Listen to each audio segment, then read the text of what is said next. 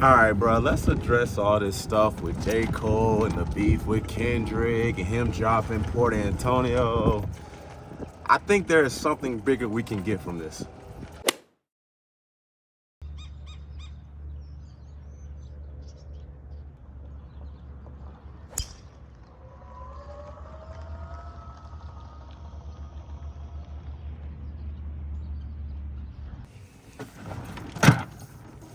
First off, I truly believe if this battle with all three of them was just strictly pen, no family rumors, no below the belt shots, I think that man Cole would have came out victorious.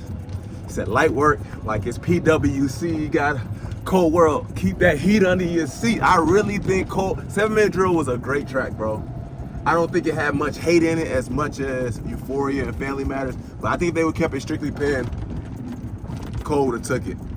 Now, when it comes to going with the pen and strategically calculating the next move, that's where I gotta go with Kendrick, bro. But yeah, and I don't want people keep talking about, oh, Cole was scared, he was scared, and all this type of stuff.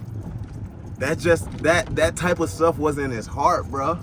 I mean, that man said, all this fire in my pen, you think I'm dodging smoke? I wouldn't have lost a battle, dog. I would have lost a bro. That man was not scared, but that just wasn't what he was looking for in a battle, and he had a certain conviction. So that's where I'm gonna start off right now. See if I can find this ball. It's a great shot.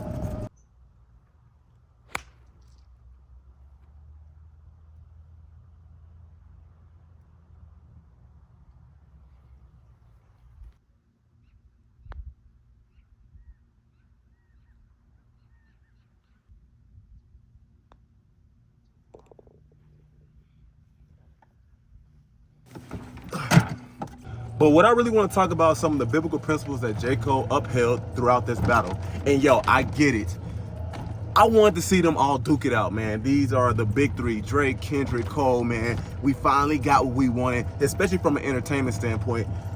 Y'all go in that ring, y'all duke it out. But again, Cole didn't want to do that. He had a conviction in his heart. And I know when I speak on this matter, I know a lot of us hip hop heads, music lovers gonna be like, I ain't trying to hear all that right now. But again, I'm thinking about your soul right now. I'm thinking about fruits that can be applicable to this situation.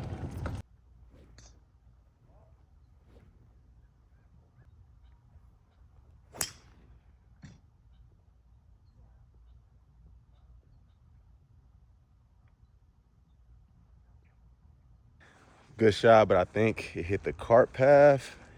It's either on top of that hill.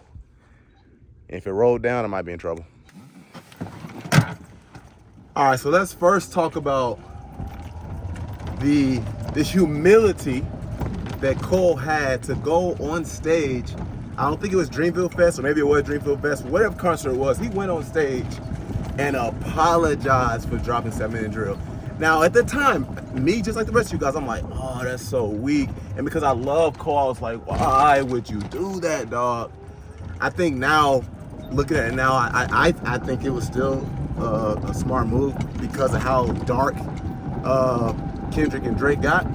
But I was like, dog, it's such a weak move, man. But we saw him display humility because he said he had a conviction in his heart, bro. He said, I couldn't sleep at the thought of what I just wrote. And a lot of us would be prideful and be like, nah, I'm gonna thug it out. But if he had a conviction, he wanted to act on that conviction, hey, bro, do you, bro? And that's how you felt, man. You apologize.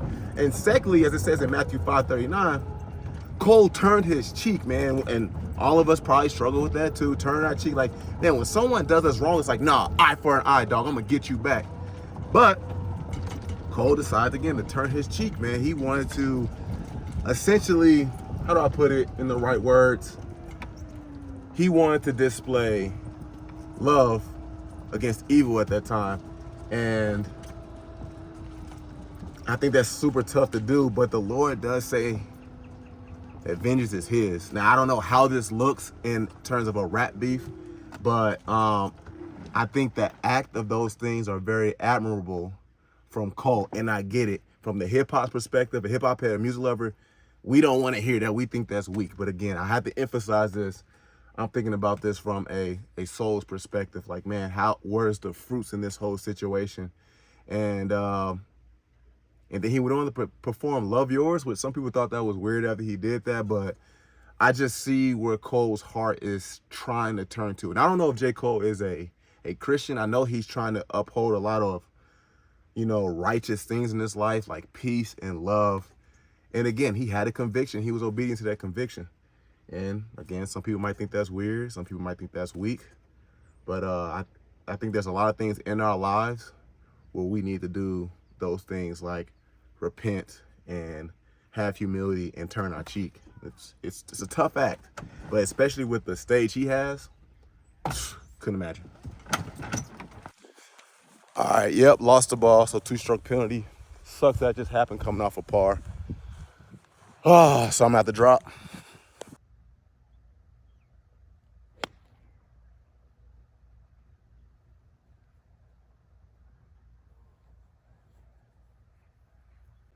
I'm going nowhere near that thing.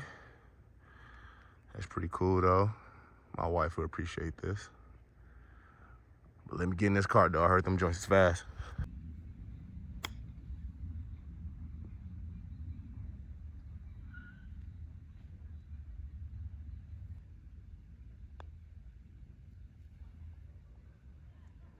My feet really that uneven.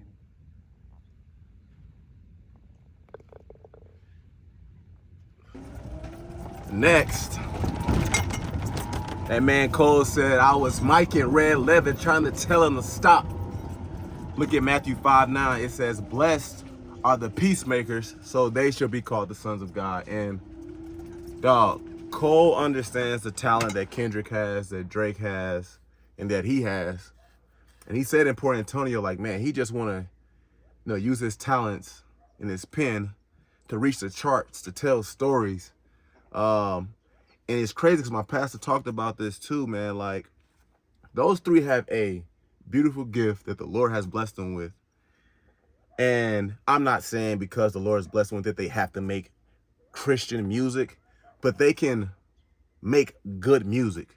Like I said, a lot of storytelling songs that Kendrick Cole has made are very influential, man, and it has spread awareness. It has helped people in certain situations, man. And that is where Cole is trying to get them. Like, let's just work in this area using our gifts to do those things that he spoke about in Port Antonio. And again, I know people are going to say, like, nah, he's lame for trying to be the peacemaker between that. But we look at it again from a biblical standpoint, like, hey, dog, that's what we're called to do. And I think in a lot of certain circumstances in our lives, sometimes we might need someone to be a peacemaker between us and someone else, as well as you might be called to be a peacemaker between two other people who have strife against one another. But I think we're so driven. We're such an entertainment-driven world that, like, we love controversy, we love beef, and then when anyone tries to settle that controversy or reconcile that situation, it's called lame. But again, these are some key things I think we can learn that J. Cole is walking out that we can carry into our lives.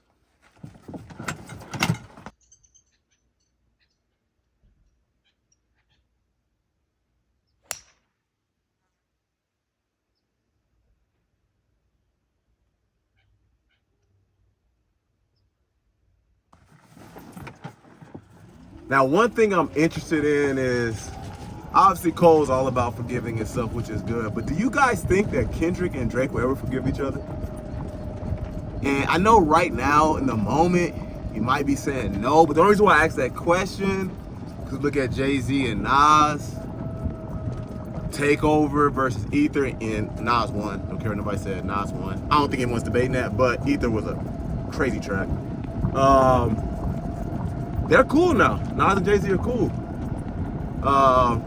So I just want to know your guys' thoughts. Do you think Drake and Kendrick will mend at some point in the future?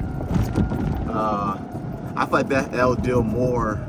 Well, previously before this beef, I think that was more so on Kendrick's side, because him calling himself Mr. Morale, he's not doing anything moral, and I can humbly say that, even though he's one of my favorite rappers. I think Drake probably, whatever they had going on, I think he's, I don't want to say always wanted to mend, but he probably wanted to be cordial. But Kendrick is never about that, man. But love to hear y'all thoughts in the comments, man. See if I can get a good approach shot.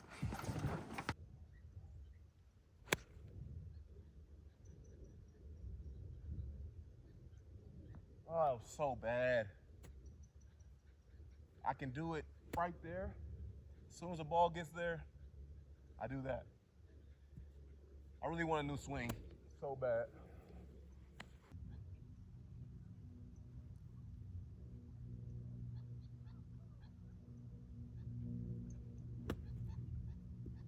Oh, that is good, bro. That is good.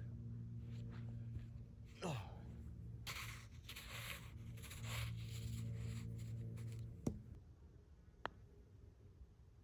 Too much.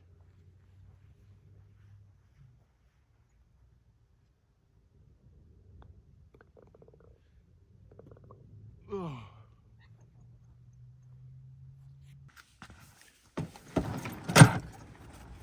Now, from an overall perspective, I don't think this whole situation has ruined J. Cole's legacy.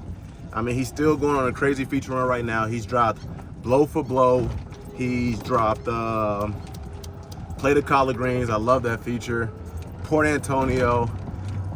We're going to forget about Grippy. We ain't like Grippy. That wasn't a good feature. But I don't think this ruins Cole's legacy, man. His pen is still superior, dog. A nasty pen.